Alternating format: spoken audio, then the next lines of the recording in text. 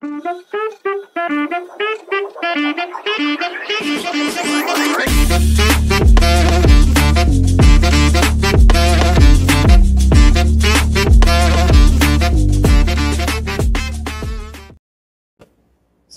warahmatullahi wabarakatuh. Kawan budaya, kita kembali lagi bersama saya channel Mang Devi dengan narasumber yang sejarah orang muda, praktisi pusat yang ada di Banten. Nah, siapa namanya? Oke, jadi hasilnya kita mulai saja. Ini Kak Rudi, ada pertanyaan nih. Senjata-senjata di Banten itu kayaknya masih ada konflik antara golok dan keris. Mana yang lebih cenderung dipakai oleh Sultan? Itu golok atau keris? Gimana itu? Jadi kalau saya sih nggak bisa menyimpulkan langsung. Jadi yang apa pernah saya tahu, saya baca itu beberapa keterangan baik dalam ataupun luar negeri. Maksudnya sumber internal atau eksternal dari si kesultanan. Kalau saya pernah saya baca itu ada namanya buku buatan dari namanya Scavarinus Horus, yaitu salah satu orang yang awal-awal digunakan untuk merekam untuk menuliskan kegiatan Sultan pada saat di keratonnya pada saat itu abad kurang lebih abad tahun 1600 atau 700 itu ada di file saya itu. Jadi di situ tuh tertulis pada saat itu yang menarik adalah dia itu menuliskan seperti ini. Pada saat itu ada sebuah acara. Di acara itu tibalah Sultan dengan beberapa pengiring. Pengiring itu membawa beberapa pusaka-pusaka Sultan. Di antaranya adalah tempat pinangan yang tatakannya terbuat dari emas. Terus ada lagi semacam apa saya lupa. Dan keris bersarungkan emas di tulisan dari Scavarinus Horus itu ya. Itu di Banten ya? Itu Scavarinus itu mencatat pada saat kegiatan Sultanan Banten. Terus yang pada saat Sultan berdiri, maka si keris itu dipegang oleh si pengiring itu membawa. Dan pada saat Sultan duduk, si keris itu pusaka-pusaka itu diangkat. Itu salah satu keterangan yang misalnya dapatkan di daerah Banten. Di daerah Banten, karena daerah Banten itu luas ya. Persebaran pusaka itu juga sangat luas. Jadi ada keris, ada golok, ada gobang, ada pedang, bahkan tombak itu juga itu saya dapat dari daerah masuk wilayah Banten juga, dan banyak lagi. Saya menarik nih, ada gobang. Nah, bedanya golok sama gobang apa nih? Jadi kalau yang saya tahu Pak, gobang itu dia itu lebih pendek dari pedang dan lebih panjang dari golok. Lebih panjang dari golok. Gobang itu sebenarnya kalau bisa dibilang juga sebutan Pak. Karena di daerah Sunda lain, kayak misalnya daerah Ciamis, Kuningan, mereka masih menyebutnya yang model ini sebutnya gobang.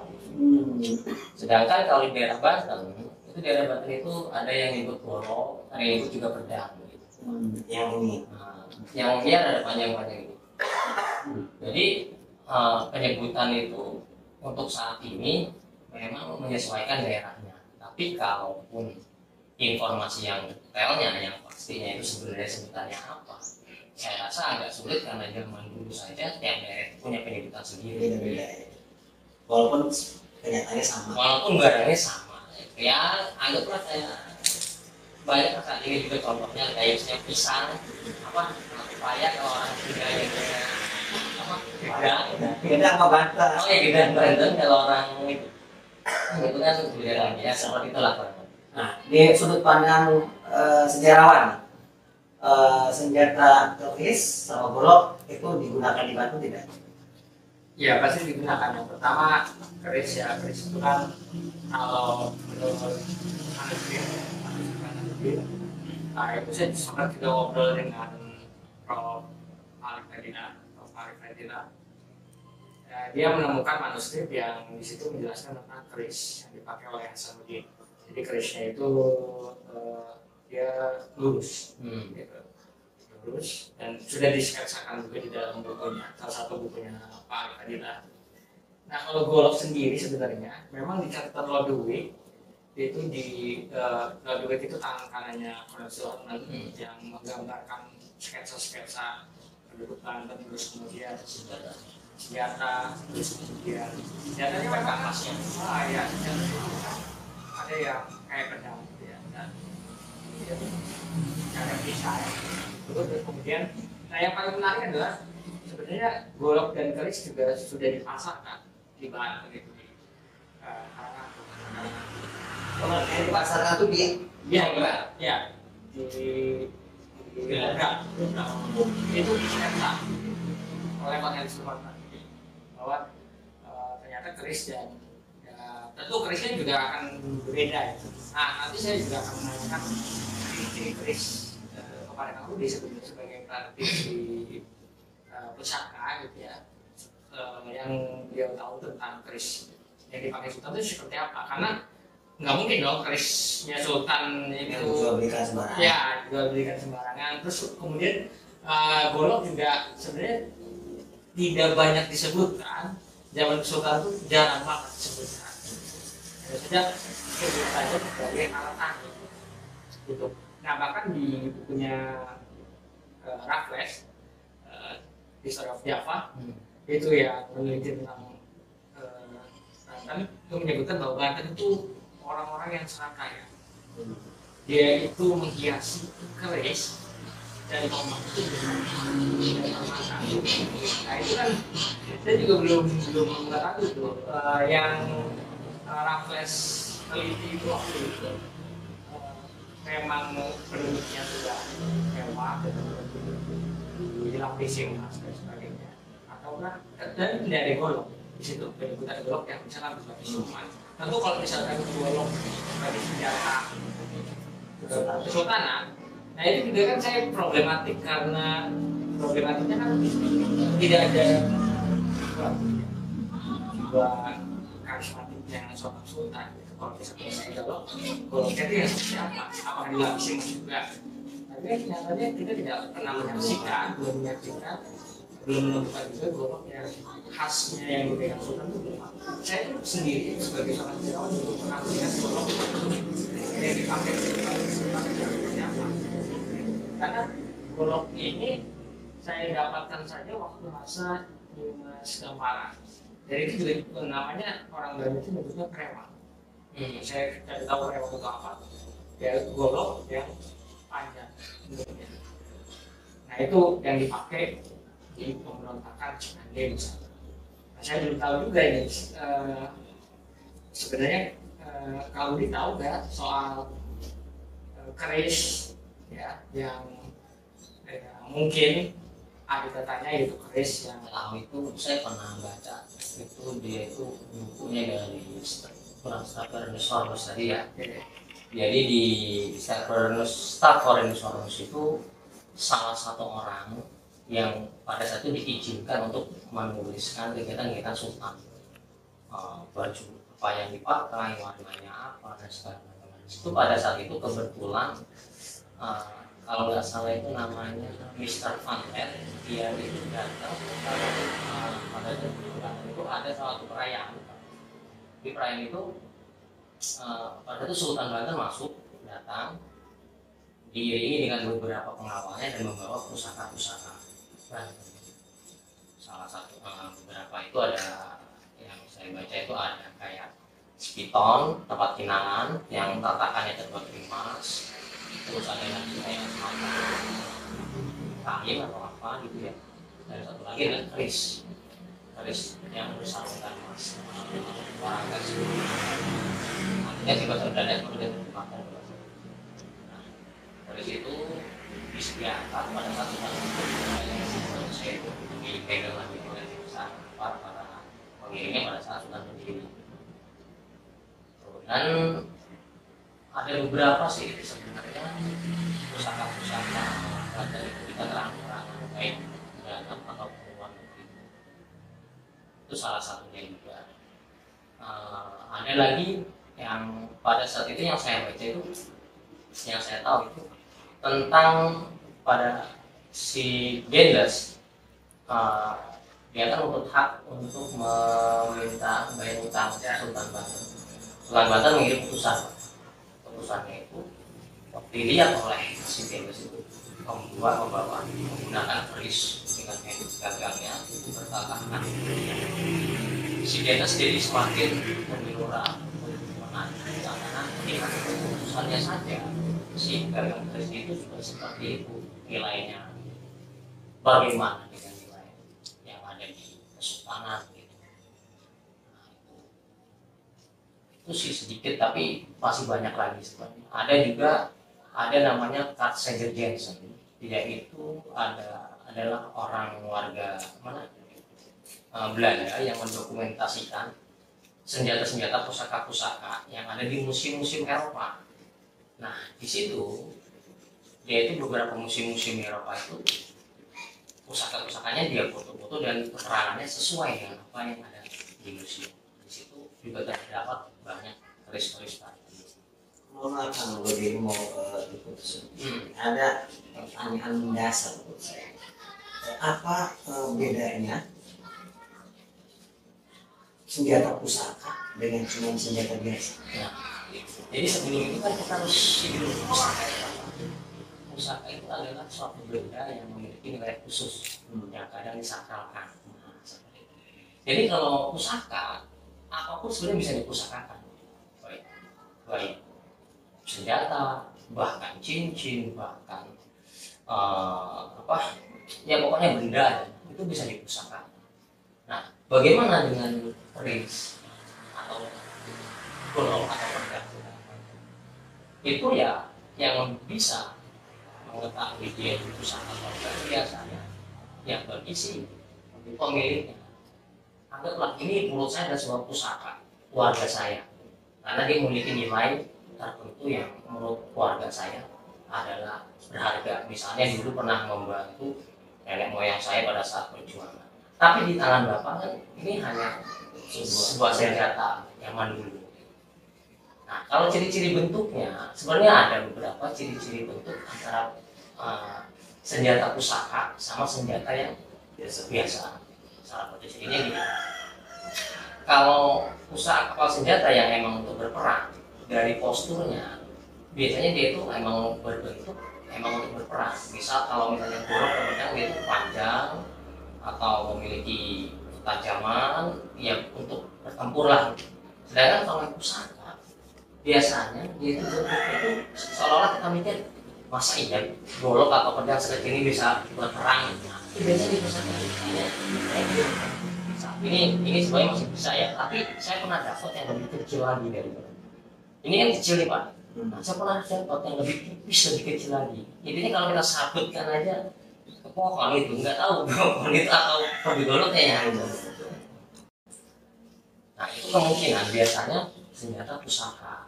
Pusaka itu juga bisa selain dari tadi yang saya sebutkan itu efek dari kepercayaan seseorang, bisa juga memang dari si empunya dipesannya udah berbentuk pusaka. Jadi proses pembuatannya beda.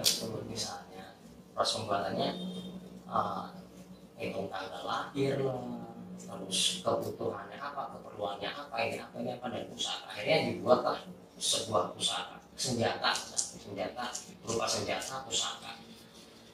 Jadi yang tahu bentukannya, tahu sandinya, ada bentuk-bentuknya, misalnya ada pamor ya, pamor itu misalnya ada keris itu pamor dari emas gitu, yang kalau di kepercayaan saat ini, di kepercayaan dahulu itu keris dapur pamor dan mas itu untuk rezekian. Mungkin si pemesan ingin supaya motivasi, jadi mendapatkan motivasi bahwa yang dia pegang ini adalah keris pamor dan mas, jadi saya harus dibiarkan di dalam usaha. Jadi bukan keyakinan bahwa saya juga tahu kan. Nah, jadi itu kan kalau saya itu sebagai pengingat, pengingat itu. Jadi ada lagi pusaka lurus, misalnya dia itu kayak sama kayak apa ya? Jadi dia itu ada pusaka yang memang diperuntukkan untuk mengingatkan dia, mengingatkan dia bahwa segala sesuatu itu sudah selesai. Jadi bentuknya itu bentuknya lurus dengan pamor ada dengan ini segala macam. Jadi banyak sandi-sandi atau kode-kode yang disisipkan oleh si pembuatnya untuk si pemesannya. Bagaimana nih? Kita baca arsip yang saya pernah lihat satu blog yang ada tulisan aja. Nah, apakah di manuskrip ada bahwa proses pembuatan pusaka blog kalau disematkan raja-raja itu yang maknanya yang ada di beberapa memang ada raja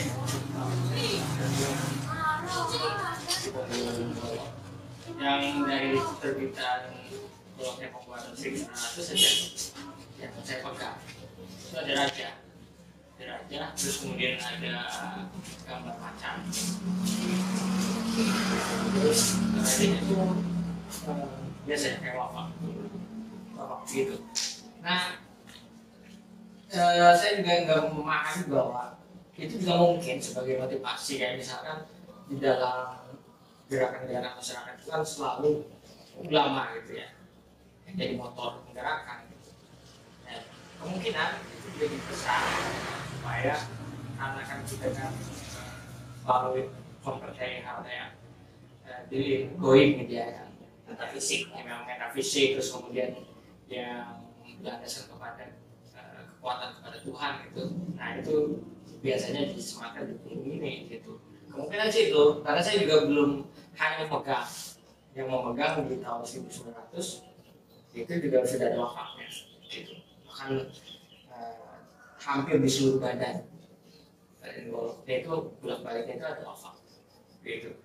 Nah justru saya akan menanyakan sebenarnya apa sih yang membedakan mengetahui ini golok Banten dengan golok-golok yang lain atau keris Banten dengan keris-keris yang lain. Mungkin kan kita berspekulasi bahwa keris itu identik dengan Raja Jawa misalnya, sementara Banten pasti nggak memiliki keris. Nah sementara Mas Malik jadi seorang arkeolog UGM, S3 di sana itu bahkan menemukan banyak keris Banten itu banyak ditemukan di sana ya. Jadi balik memang saya juga pada saat awal-awal sekitar pada saat masih sekolah mindsetnya bahwa keris itu hanya produk Jawa. Ternyata setelah kesini bahwa keris itu yang produk Nusantara. Hampir setiap kerajaan itu Pak keris. Misalnya Bali, Lombok, Sumatera, bahkan di Kalimantan, bahkan Melayu, itu emang persebaran keris itu bukan hanya di Jawa. Stop. Kenapa? Lanjut. Jadi kenapa banyak kan saat ini memiliki identiknya bahwa keris itu Jawa? Kalau menurut saya karena memang pada saat ini budaya keris yang masih kental dan bertahan itu di daerah Jawa karena sultanannya kan sampai era kemerdekaan masih ada. Sedangkan kerajaan-kerajaan lain itu kan sudah pupus, sudah hilang. Anggaplah Banten tahun sekitar 1913-an sudah baik itu di daerah-daerah lain segala macam seperti itu. Dan yang masih kental itu rata-rata yang kerajaannya masih ada, mereka masih ada. Kayak di Bali, di Jawa, di Jogja atau Solo. Jadi keterangan-keterangan mereka itu masih bersambung. Sedangkan daerah lain sudah terputus. Dan saya rasa bukan cuma keris sebenarnya. Keris, tombak, ya pedang juga itu jadi pusaka yang ada di daerah-daerah lain juga untuk saat ini saya lihat sih jarang ya Bang, khususnya karena cuma punya si A, golok punya si B, atau tombak punya daerah A. Yang saya tahu berdasarkan apalagi benda-benda yang dibawa di luar negeri itu kan jelas banget di tiap daerah ini ternyata ada keris juga, pedang juga, tombak juga, mereka daerah itu ada. Jadi Kang Rudi bahwa Banten juga memiliki keris. Wah, kalau menurut saya Banten itu sangat-sangat memiliki ya keris, ya pedang, ya tombak, ya paket. Kalau di buku History of Japan itu ada salah satu prajurit di sketsanya orang dulu. Satu prajurit itu kan bukan cuma bawa satu senjata, Pak. Iya. Di daerah di sini semacam belati pendek gitu ya, ya mungkin apa sebutannya. Terus ada pedang, di belakangnya keris, dan di tangannya tombak. Jadi bukan cuma hanya satu senjata saja yang digunakan. Itu yang saya tahu sih. Sepengetahuan Kang Rudi, misalnya golok itu tahun berapa? Wah, kalau tahunnya terus terang saya kurang tahu ya. Cuman yang saya temukan di keterangan-keterangan yang saya gitu ya, mungkin ada yang selewat atau apa. Yang saat ini saya sampai saat ini sih ya memang di manuskrip itu memang disebutkan senjata kayak pedang, keris, terus ya tombak. Kalau untuk kata golok sendiri, saya nemuinnya di manuskrip Sang Hyang Siksakanda, dan itu punya Sunda ya. Tapi kalau di yang manuskrip yang itu tadi, entah itu golok sudah ada tapi sebutannya berbeda, ataukah memang ada kata lain selain itu pengganti untuk senjata itu. Suka, lebih menarik. Gimana nih kupasannya sejarawan tentang golok yang diutarakan Kang Rudi? Iya. Menurut literasi yang Kang Haris dapat itu seperti apa? Iya, justru literasi zaman Kesultanan itu ya mungkin pakainya malah panah misalkan. Karena kan zaman Sultan Agung Tirtayasa juga pas Mataram menyerang Batavia, terus oleh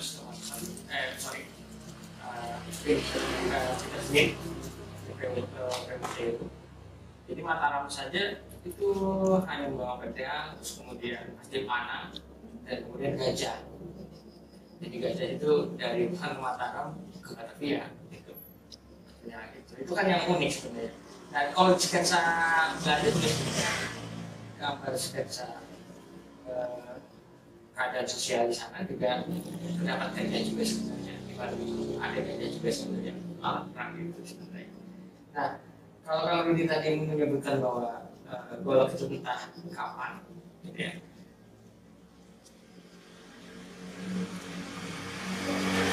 Ya. Oke, iya sebenarnya menarik juga yang apa yang disampaikan oleh Kang Rudi tadi sebenarnya ya. Bagaimana golok itu hadir, bagaimana yang berbeda gitu. Memang di dalam arsip dan manuskrip juga kata golok itu malah ada ketika sebagai senjata itu ketika awal 19 memang waktu Sultan hancur karena sebagian yang melakukan gerakan itu petani gitu, petani, sehingga petani ya yang di bawah sadar saja gitu ya. Nah, terkait tentang goloknya memang waktu di arsip itu saya menemukan golok panjang gitu.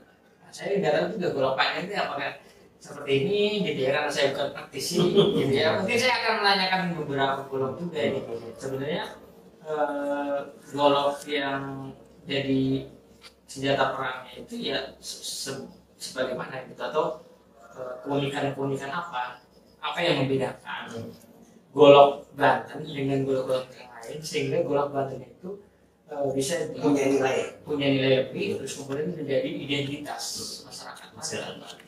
Soalnya golok itu yang saya tahu kan ada di Cianjur, ada golok di Cianjur.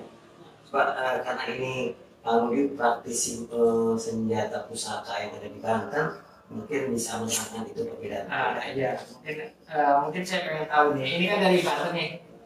Saya pengen tahu nih. Ini terbuat dari apa, bedanya apa? Karena kan identik Banten itu kan sama jago gitu. Jawa lah. Ya jago. Kalau di Banten itu benar-benar jago orang Belanda itu. Jadi kalau dari bentuk teknik dan ini ya sebenarnya dari tiap-tiap daerah, saya beberapa dapat dari beberapa daerah lain juga nggak beda jauh. Yang dulunya, misalnya contohnya ini gitu ya tadi. Ini khas. Ini bukan apa nih? Ini ya kalau di sini sebutnya golok. Kalau di tempat di daerah apa? Yang bagian kalau di Katwira bukan salah sebut. Ini gue. Ya wes selanjutnya. Ya wes. Pokoknya ya ini golok aja ya guys ya. Ini golok. Jadi golok itu kan memiliki dia itu pakai teknik tempat lipat biasanya. Pada era zaman dulu itu golok itu pakai teknik tempat lipat dan itu rata-rata menggunakan teknik itu kan. Kalau sekarang kita pada hari golok ada golok pelangkar pakai teknik tempat lipat ya, kelihatan serat-serat ini. Tapi kalau golok-golok militer kan hanya kelas yang dibentuk yang penting tajam, Yang penting kayak untuk fungsi. sebenarnya ada kegunaannya. Jadi golok tempat lipat itu ya dia itu tetap bisa sangat tajam, tetapi dia juga nggak mudah patah. Karena itu terdiri beberapa logam, high carbon dan low carbon. Campur sama kalau katanya Jepang itu kan diselipkan di tangannya itu low carbon, dia itu untuk meredam getaran juga dan untuk menahan pada saat sabutan. Nah, orang kita juga sudah menggunakan teknologi yang pada saat zaman dulu itu yang sudah sangat luar biasa. Jadi ini kalau bisa lihat ya di kamera, dia itu ada high carbon dan low carbon juga dilipat bersama, dan dia tetap bisa tajam tanpa harus membuat si golok ini rapuh atau paling pada jatuh. Kan kalau peperangan, anggaplah kita buat saat ini golok terbuat dari bahan kikir, kan tajam banget tuh Pak. Tapi kalau jatuh keramik pecah. Kalau zaman dulu lagi perang tiba-tiba jatuh pecah, ya udah wassalam. Dan jangan salah, golok ini masih bisa bengkok. Nah, karena apa? Prinsip satria yang salah satu prinsip Jawa zaman dulu itu, golok atau senjata itu lebih baik dia itu bengkok daripada patah. Kalau sudah patah Pak, sudah over. Tapi kalau bengkok dia masih jadi lulusan lagi. Dan uniknya zaman dulu ini nggak diasah kan. Bayangkan senjata-senjata ini udah ratusan tahun. Seandainya kan setiap ingin menajamkan diasah, ya sudah habis berarti. Jadi dulu itu cara tekniknya adalah dengan cara merendamnya menggunakan cairan asam secara tradisional. Baik itu dengan misalnya tipis atau direndam dengan air kelapa. Selain untuk merontokkan kotoran-kotoran karatnya, setelah bersih, kita raba itu jadi tajam lagi, terus kita kasih minyak. Itu minyaknya berfungsi untuk mencegah karat lainnya. Nah, karena pusaka ini selalu ditempel kemana-mana dan bisa jadi pakaian juga, sehingga biasanya dioleskan minyak wangi juga. Itu kalau dari segi ininya, tapi ya kan ada kepercayaan dikasih bersih makan juga segala macam itu beda lagi itu yang saya tahu. Dan biasanya rata-rata terbuatnya handle itu dari tanduk. Tanduk apa? Tanduk macam-macam. Ada kerbau biasa, ada kerbau bule, ada yang rada kemarin kita suatu tembus, dan bahkan saya pernah dengar rumornya bahwa golok zaman dulu handle itu terbuat dari tulang badan. Jadi di Banten ini era tahun 1700-an, menurut yang pernah saya dengar itu saya baca itu bahwa banyak badak cuma satu. Katanya bahkan digunakan banyak banget. Terus ini beratap saja.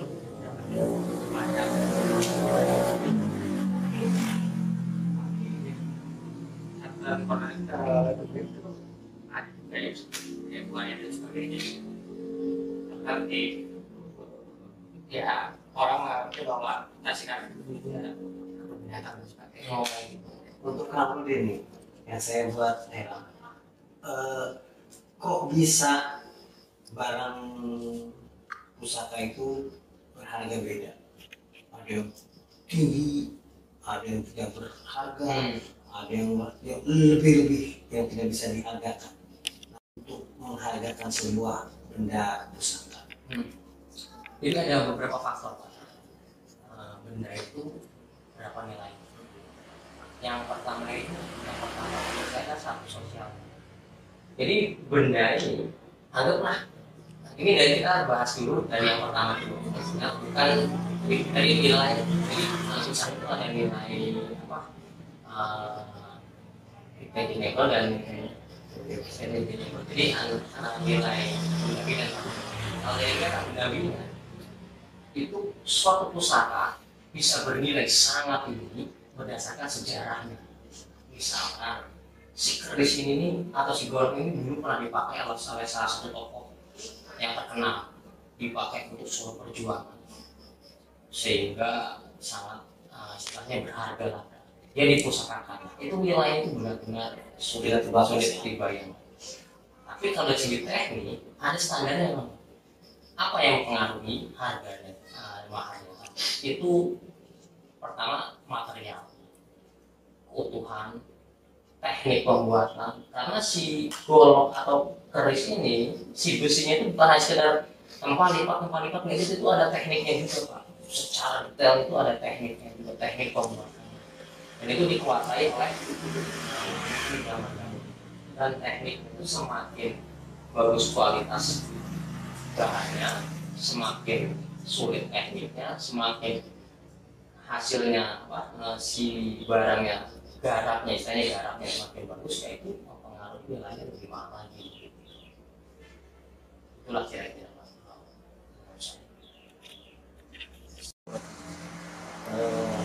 oke, sahabat budaya, sebelum kita akhiri kita tanyakan ke Budi sama Aris closing statement untuk kita semua. Gimana menurut Kang Budi, apakah Batur itu sudah kembali semua usahanya atau harus bagaimana yang tidak kembali seperti itu?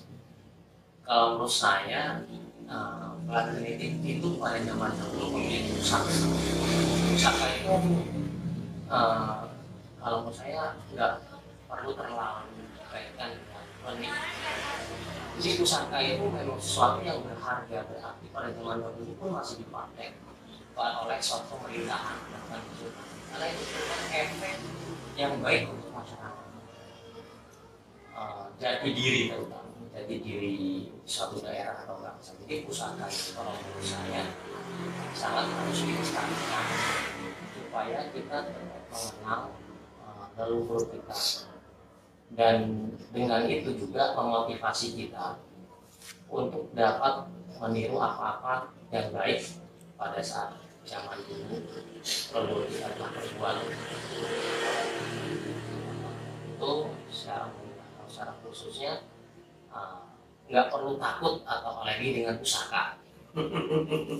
Jadi tujuan kita itu kan merawat, ya, merawat. Pusaka itu unik dan bagus, apa ya, keindahannya itu sangat diperhitungkan oleh pembuat-pembuat pada zaman dahulu. Bahkan ada beberapa teknik yang orang zaman sekarang belum mampu untuk menyamainya. Makanya itu yang membuat pusaka itulah yang lebih daripada pusaka yang lain. Jadi mari kita lestarikan. Jangan-jangan di rumah bapak-bapak semua tuh ada pusaka bekas orang tua yang status penuh macam. Sekarang sudah banyak cara perawatannya, cara apanya. Itu bisa buat heritage atau peninggalan ke anak cucu ini loh. Bekas kakek kamu, ibu cucu. Ya, kira-kira begitulah. Itu kalau menurut saya Pak. Oke, terima kasih. Gimana dengan sejarah muda ini? Iya, sebenarnya menarik tentang pusaka, apalagi di Batur kan belum ada yang menulis. Mungkin kalau di bisa kolaborasi dengan ilmuwan-ilmuwan sejarah yang ada di Banten gitu, tulisannya seperti buku ini misalkan, karena saya yakin salah satu kerajaan besar Islam memiliki banyak sekali pusaka-pusaka mungkin jarang orang tahu gitu ya, dan mudah-mudahan sih mungkin bisa menyempatkan mungkin dengan kolaborasi buku pusaka sehingga anak cucu kita atau generasi muda itu akan tahu bahwa pernah ada sultan-sultan yang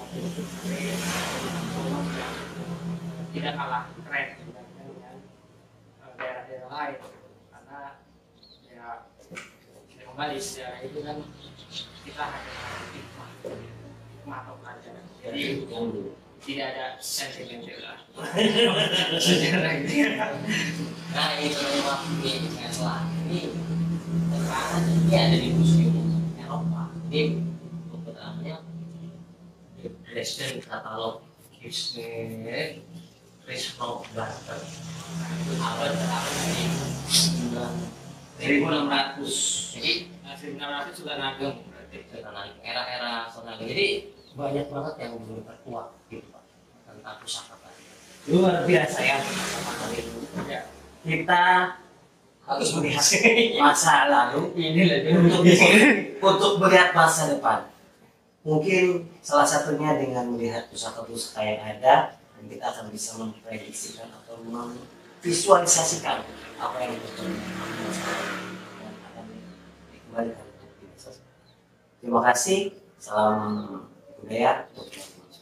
Assalamualaikum warahmatullahi wabarakatuh.